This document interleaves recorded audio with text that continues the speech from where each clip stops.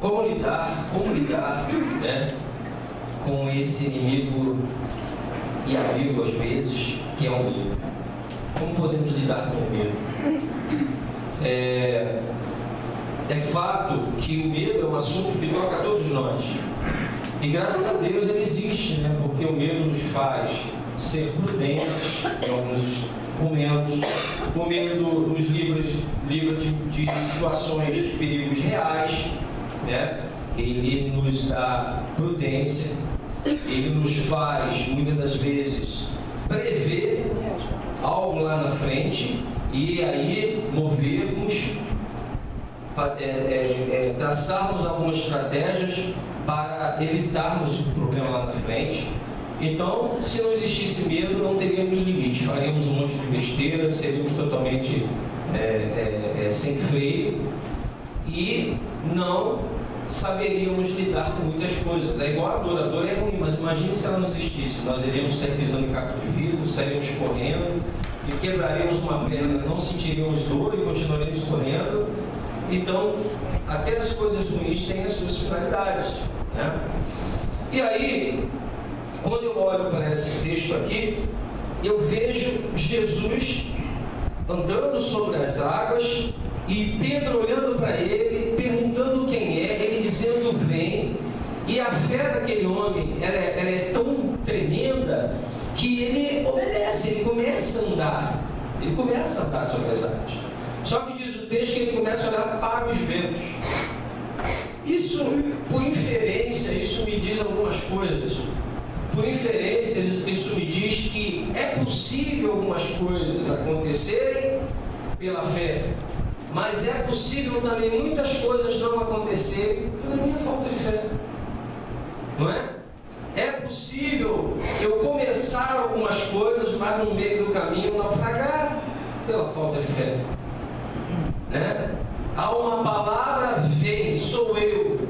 E aí ele vai empolgado, né? E nós somos assim, a gente começa as coisas muito empolgado, a gente começa um casamento muito empolgado, a gente começa uma obra muito empolgado, a gente começa um ministério muito empolgado, a gente começa a fazer algum evento muito empolgado, a gente começa a trabalhar num local muito empolgado, mas chega um determinado momento que os ventos fortes vêm, as tribulações vêm, são as palavras que muitas vezes vêm para nos desmotivar. Tem sempre um filho abençoado do Senhor num trabalho para tentar tirar a tua alegria, tentar tirar o teu ânimo. Tem sempre alguém tentando te prejudicar, tem sempre alguém competindo em alguma coisa que você também tem interesse. E tudo isso pode abater. E tudo isso pode nos fazer naufragar. Isso faz com que nós, muitas vezes, desistamos do processo. Desistamos no meio da caminhada e afundemos.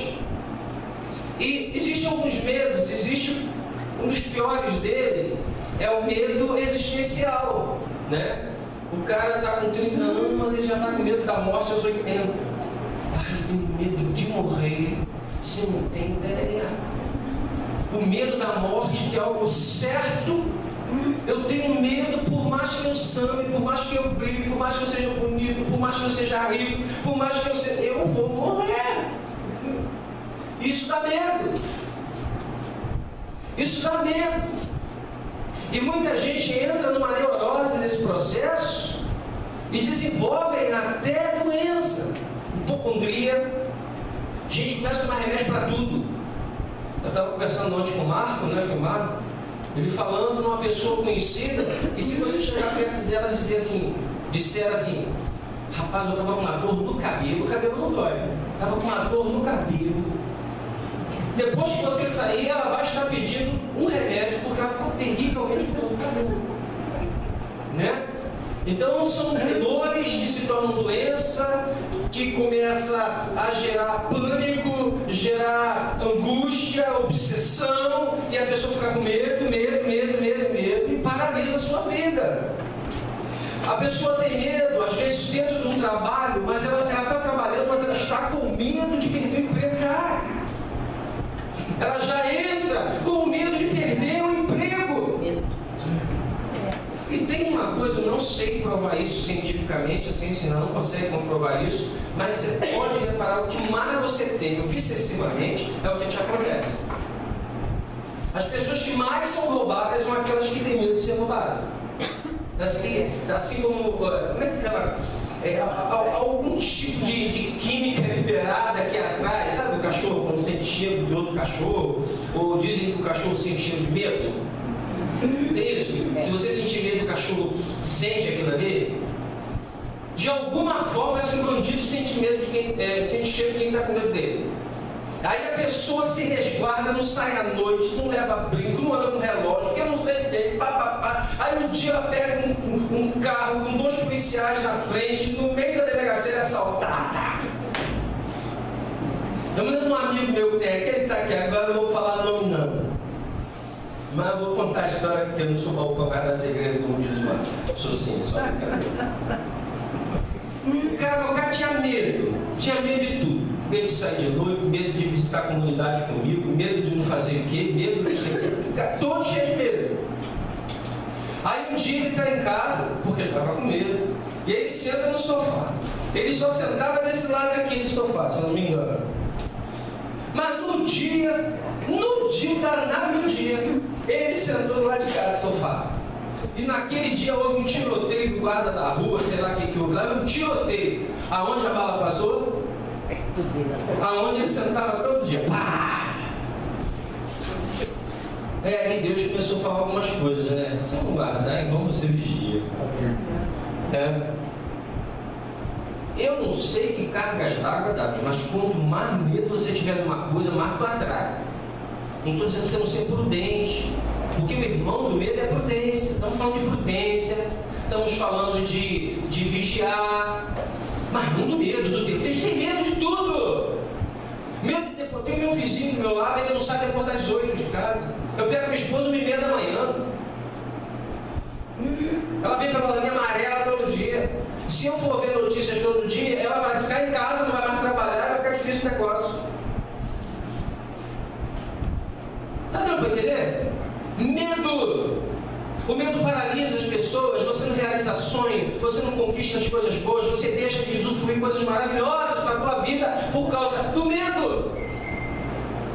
Medo e principalmente existenciais. Você entra num relacionamento porque foi frustrado lá atrás, tem medo desse novo relacionamento. Você acha que vai ser traído também nesse relacionamento, que a pessoa não vai te dar o valor, que você não merece, que isso, caracoles. E saiba, aí a gente tem comprovações dentro da psicologia, que conforme você projeta numa pessoa uma ação, você está trabalhando o tempo todo para que aquela pessoa, pelas suas atitudes, pelas suas reações, acabe cometendo aquilo que você tem medo. Está dando para entender? O medo é poderosíssimo para paralisar uma pessoa, para estragar um relacionamento, para fazer com que você deixe de usufruir coisas maravilhosas na tua vida, porque a maioria dos medos é falta de fé. O medo é falta de fé. Pedro fica sem fé. Qualquer medo que eu tenha, se ele não é patológico, já virou uma fobia, que aí tem tratamento, mas medos irreais é falta de fé.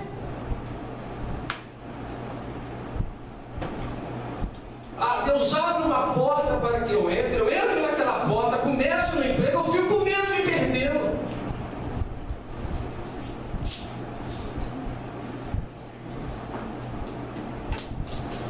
Outro medo existencial é o medo de desapontar alguém. Esse medo é terrível. Você funciona, você produz em prol da opinião de alguém, e você entra num ciclo de não tentar decepcionar aquela pessoa, que muitas vezes nem viva mais está, porque nós estamos falando do superego às vezes. Você sabe quem é o superego? Quem sabe quem é o superego? Levanta a mão assim. Ninguém sabe quem é o superego? Eu prometi nunca mais fazer isso, mas vou fazer agora. Dentro da nossa cabeça existe algo que foi descoberto que é o inconsciente. E o inconsciente, ele tem 3 áreas. O ego, que é o teu ser, as tuas vontades, a id. A id é aquela parte que, se o superego não funcionar, você se torna uma pessoa sem freio. Vai tentar satisfazer todos os desejos que você tiver. Conhece gente assim? Que não tem medo de nada, não tem freio, vai, investe em tudo que dá vontade, só faz besteira na vida. Essa área é o id, liderado. E você tem o superego.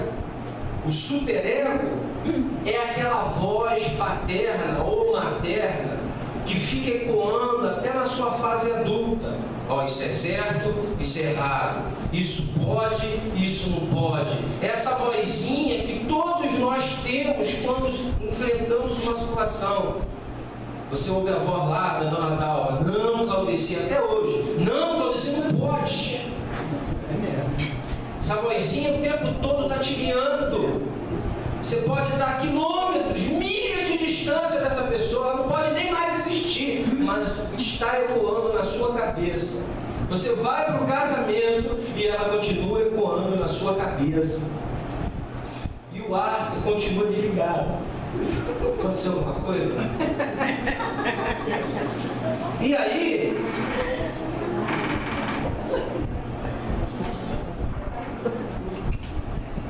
eu começo a trabalhar para não desagradar tudo que eu faço, principalmente se eu fui criado com perfeccionismo, ou seja, onde não há possibilidade para erros, principalmente quando eu sou criado para não ser humano, mas inumano. Agora foi. Eu tenho que ser o melhor da turma, eu tenho que ser o melhor da família, eu tenho que ser o melhor da casa, eu tenho que ser o melhor da minha igreja, eu tenho que ser... A gente conheceu uma pessoa assim, não, Marcelo? Que foi aqui na nossa igreja durante o tempo, não aceitava nem opinião. Eu tenho parede com preconceito, eu não tiro minha cabeça. Nós tínhamos um amigo, Marcelo sabe quem é, que a mãe dele criou ele tanto para a vitória, ele não poderia ter erro. Ele não poderia errar, ele não poderia frustrar a família, ele não poderia vacilar. Ele foi criado para ser inumano. Que uma vez ele tirou nota baixa, a mãe pegou um caco de piso e rasgou as costas dele. Tirou nota baixa. Viu como essas coisas? Quando ele passou para a EFON, que é a escola da Marinha, a mãe dele pegou ele pelo braço e foi de porta em porta. Olha meu filho, olha o céu da Marinha, olha meu filho, olha meu filho. Foi, Marcelo? Quando aquele homem casou, na primeira luta que ele teve no casamento, a primeira coisa que ele foi fazer foi o quê? Chutou o pau, que ele não queria aquilo, não era o que ele queria. Ele vivia em sonho desse superego. A mãe dele projetava nele os sonhos que ela não teve, que ela não conseguiu realizar. E aí ia se cumprir nele. Ou seja, eu pego meu filho e digo: olha, eu fui frustrado, mas você vai conseguir o que eu digo. Você vai, mas eu não quero, não, vai aqui. Uma hora sua história se arrebenta. E aí essa voz, quando eu começo a fazer algo, por exemplo, eu fiz a minha mensagem, aquela voz fica: você tem que fazer o melhor, você tem que fazer aquilo, você tem que fazer aquilo outro, e você não pode, e você vai, ai, tá bom, aí você faz de novo, refaz, faz de novo, tenta de novo, e a coisa já tá boa, tá todo mundo dizendo tá lindo, e você quer mais, faz de outra maneira, porque o superego tá lá.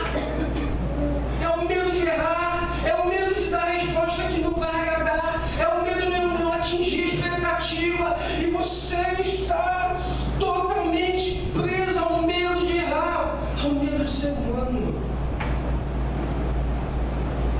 ao medo de afundar e ver que o fundamento principal, que é Deus, está aí para te levantar.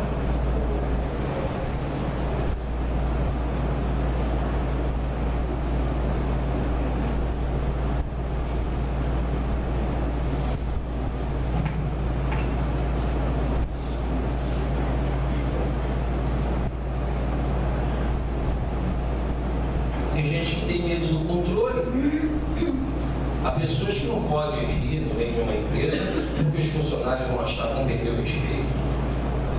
Eu não posso dizer que na igreja eu tenho necessidades como pastor, porque eu sou um sacerdote, eu tenho ligação direta com Deus, eu faço assim, Ele me atende. Eu não sou humano. Eu não tenho lutas. Porque se eu falar que eu tenho lutas, o Eduardo não vai mais me ver como o homem de Deus, ou aquele que tem uma linha direta com Deus. A gente esquece sacerdócio universal, onde todos os crentes têm linha direta com Deus, através de Cristo. E aí eu fico tomando aquele controle, eu tenho medo de errar. Eu tenho medo de falar algo, porque as pessoas podem achar que o que eu estou falando não faz sentido, não é coerente, vão rir de mim. Eu tenho que ter uma postura. E esses medos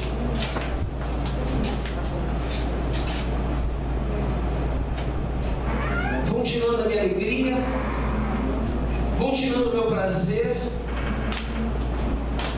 vão tirando a minha liberdade em Deus, crio mitos de mim mesmo. Ainda tem gente que tem medo de ter medo. Conhece gente que tem medo de ter medo? Cara, não, pelo amor de Deus, não tem medo não. Eu não posso disso não. Tem medo de ter medo. Tem gente que tem medo de sentir medo. De ter medo.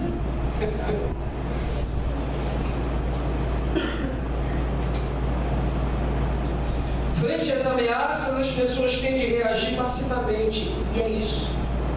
O medo nos faz reagir passivamente. Quando, na verdade, a finalidade do medo é eu parar e muitas vezes me distanciar do objeto de medo. Por isso é maravilhoso uma viagem. Às vezes você está com um problema, uma situação... Você viaja, você se distanciou do problema.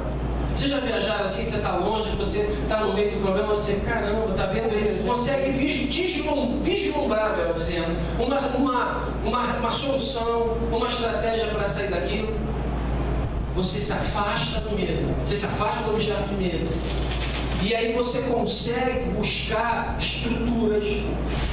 estratégias, você consegue buscar soluções, metas, traçar caminhos para sair do medo. Porque, meu amigo, se você continuar envolto ao medo disso, ao medo daquilo outro, você nunca vai ver a solução para a sua vida. Quantas pessoas aqui, por medo, deixaram de realizar N coisas? Medo de não passar, meu amigo, você é humano. Você erra. Você é frágil. Não haja com medo de errar, do que vão pensar de você, do que não vão pensar de você. Haja. Se você fracassar na primeira, vá na segunda.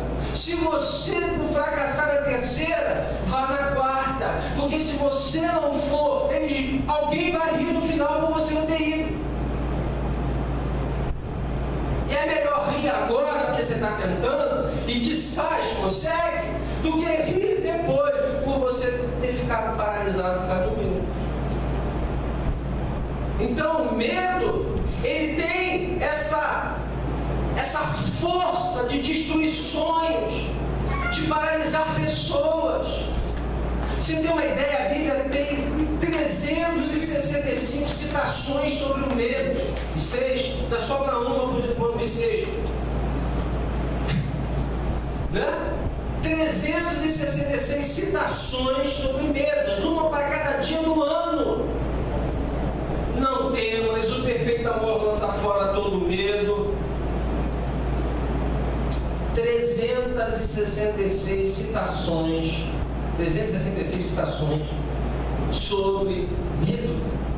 Sabe por que essa quantidade? Porque sempre o povo de Deus foi paralisado. A pessoa se torna vítima, quando ela quis se fazer de vítima, quando ela, ontem eu conversava novamente com o Marco, ele falando de uma pessoa que ela, muitas das vezes, ela apertava a camada, ela saía, quando a pessoa saía de perto, ela pegava a ponta, ela não se mexia, mas ela pegava a ponta da orelha e ficava coçando até ferir, ficar bolha, que aí todo mundo ficava com atenção com ela, focava a atenção nela.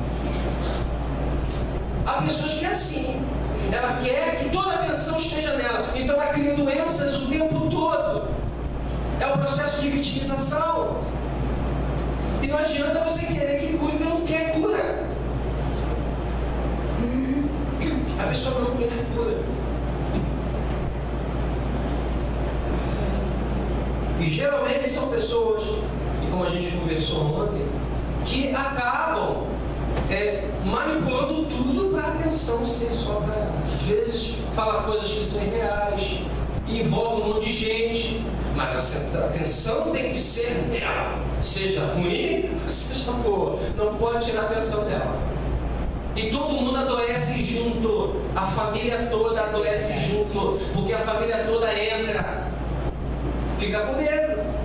Tem medo de deixar sozinho, porque pode fazer uma grande loucura. É terrível.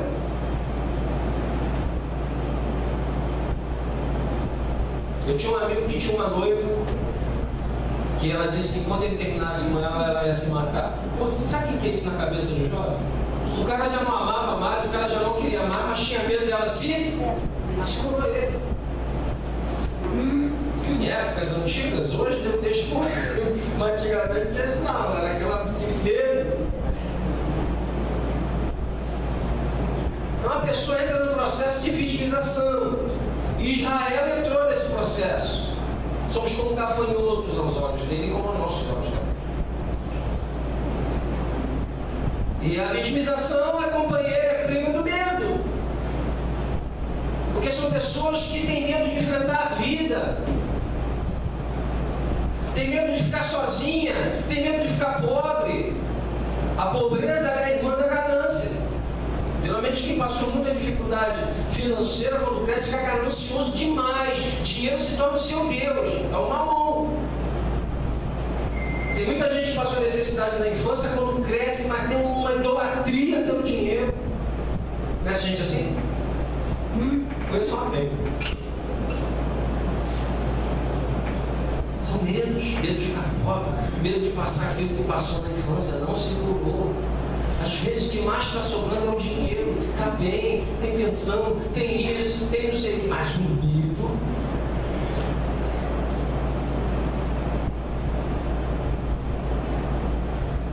E essas pessoas acabam tomando decisões passivas. Agora, como lidar com o medo? Primeiro, ele não pode simplesmente ser expulso, nem podemos deixar que ele se apodere de nós. O primeiro passo é reconhecer e acolher como parte de si mesmo o medo, amém? Então a primeira coisa é reconhecer que você é humano e na humanidade, a humanidade recebe o kit medo. Recebe o kit humanidade, dentro desse kit humanidade tem o medo, amém? Então eu sinto medo, a pastora Mônica sente medo, Juan sente medo, todos nós sentimos medo, amém? Ou não? Amém. Amém. Graciela sente medo. Amém? Não tem um que não sinta medo. Em algum momento da vida. Às vezes alguém querido está doente, tem medo de partir. Às vezes seu filho demorou de chegar em casa, você está com medo de acontecer alguma coisa. Às vezes começa um a um ser mandado embora do seu trabalho, você fica com medo. O Estado do Rio de Janeiro agora decretou falência, vai pagar os funcionários em parcelas. Você fica com medo de conseguir honrar suas contas.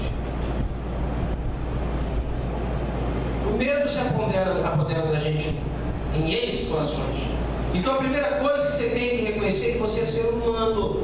O medo está ali, não tenta colocar debaixo do tapete, há momentos que você vai sentir sim. Segundo, precisamos dialogar com o medo. Dar uma face, uma pessoalidade para ele. Dizer para ele, por que você está fazendo isso comigo? Por que eu estou sentindo medo? O que tem de real nisso?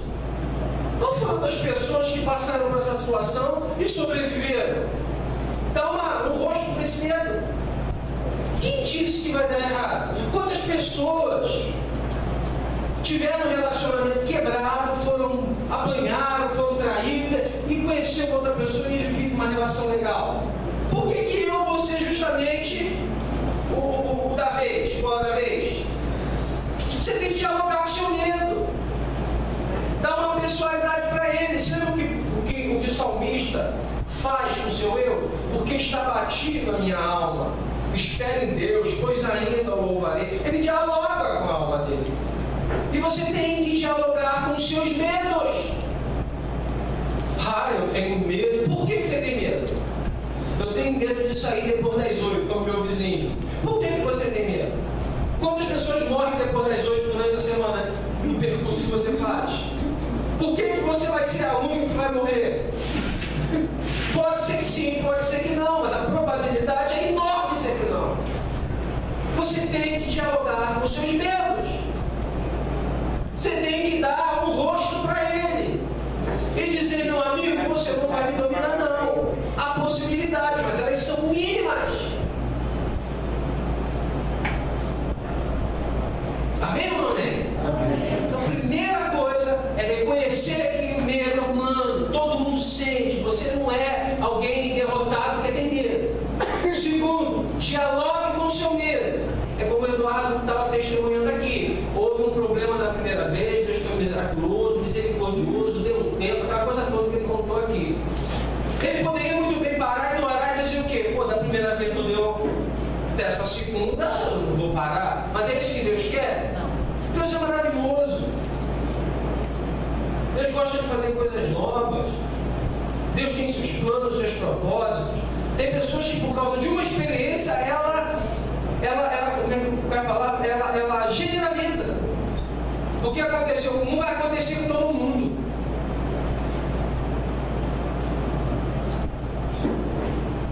Qualquer um pode conversar com o seu medo quando conversa com uma pessoa. Ele acaba adquirindo um rosto, perdendo a sua força.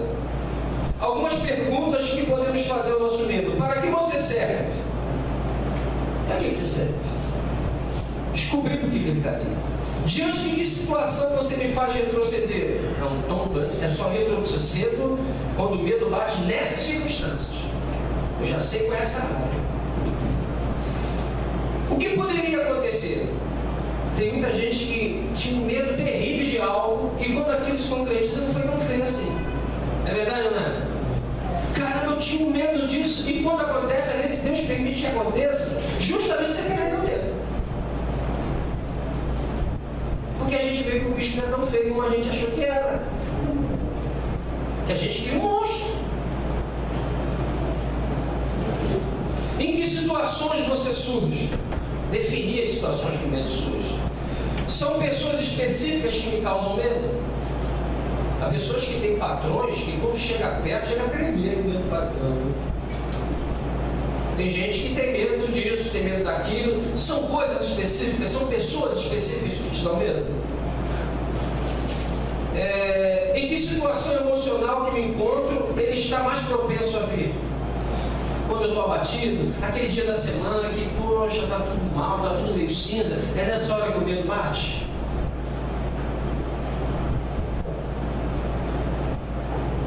Tenho medo de ter medo. Tenho medo.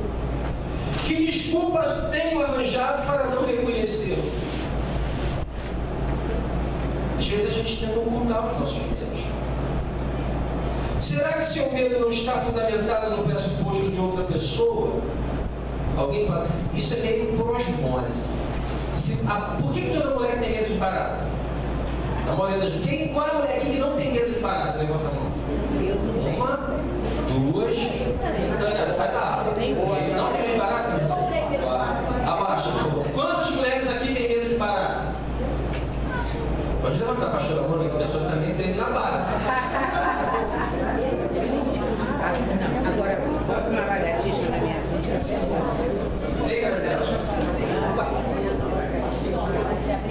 Por que, irmãos, umas têm, outras não?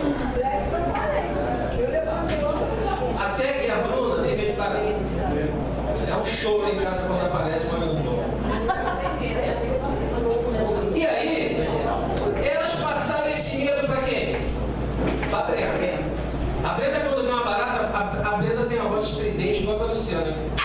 E quase quebra qualquer graça. É só ela ver a barata. Mas antes ela não tinha. Eu avisava as duas, não fiquem, não reajam com medo, porque ela vai absorver isso. Será que nós não temos medos que foram absorvidos por alguém? Será que alguns medos que nós temos hoje não foram produzidos pelo medo de alguém?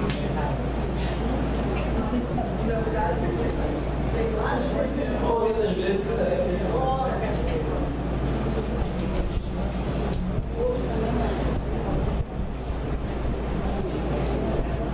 Há pessoas que adotaram para si o seguinte pressuposto: não posso cometer erros. Temem o que irão falar caso cometa.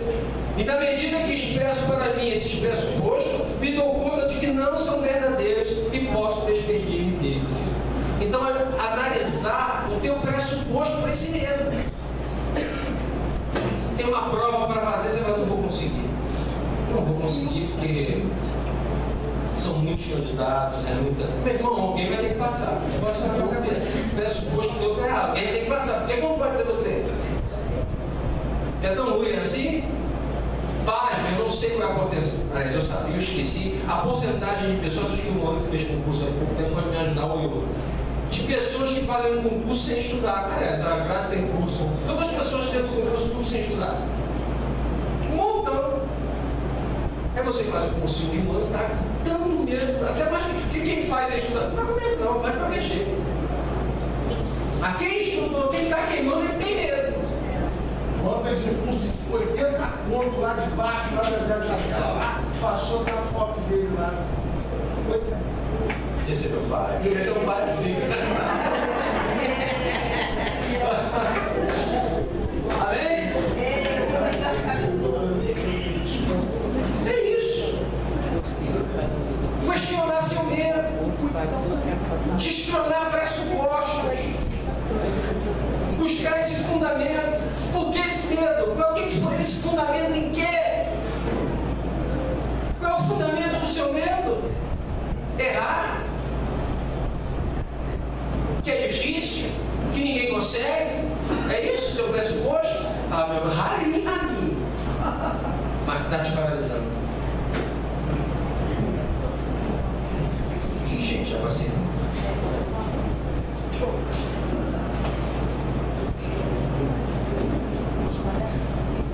E último, uma segunda maneira de lidar com o medo é reconhecer abertamente aquilo o que me leva a ele.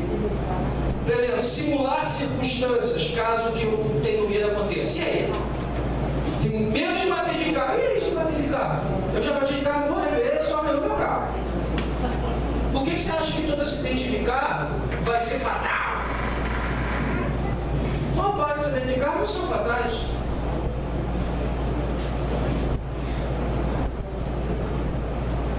Simula as consequências na tua cabeça. Se por acaso você não conseguir chegar lá. Descobriremos que as consequências não são tão ruins assim, na maioria das vezes. Segundo, o que nos protege não é o ideal inumano, mas a imagem de um ser humano que se permite ser como é, com virtudes e também com fraquezas. Pode ser como não pode ser. Pode dar certo como não pode dar certo. O que eu não posso fazer é ficar parado, né? Quem fica parado é a água de rio. Não, água de rio não, água de lagoa. Água de poça, né? Não é? Uma outra maneira de lidar com medo é olhar todo o contexto. Tenho medo sim de falhar, de ficar doente, de morrer, mas tenho convicção de que estou nas mãos de Deus. Amém. Você se lembra aquelas 2 casas que foram construídas? Uma foi construída sobre alicerce, sobre a rocha. E essa rocha é Deus. Se meus alicerces estão firmados em Deus, não importa o que aconteça comigo, eu sei que Ele está ali para me ajudar. Amém. Eu sei que Ele vai passar comigo todas as circunstâncias. Agora, o que entristece o coração de Deus é o medo, que é o antídoto da fé, que é o contrário da fé. É isso que aborrece Deus.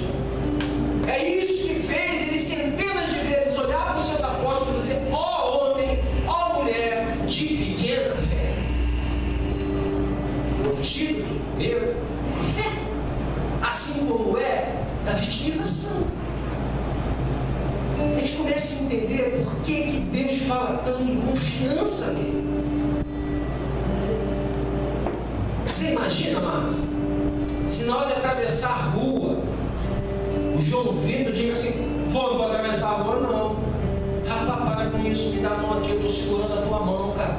Eu vou atravessar contigo essa rua. Não, tem medo, não vou não.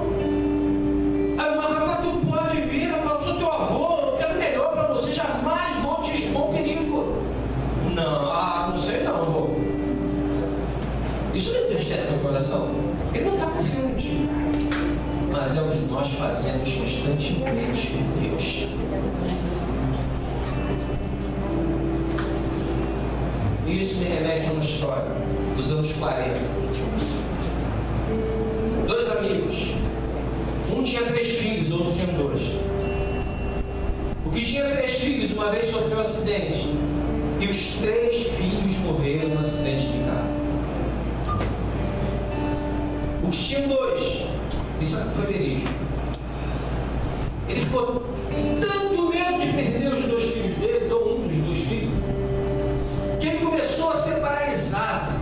A mente dele só pensava em como proteger os filhos para que eles não viessem a sofrer nenhum dano. E esse homem começou a parar até de trabalhar. Comprou uma casa no campo, bem distante de trânsito, de violência da cidade, foi para o campo. E lá ele colocou uma cerca, comprou vários cachorros para proteger, colocou câmera, segurança, lá no campo.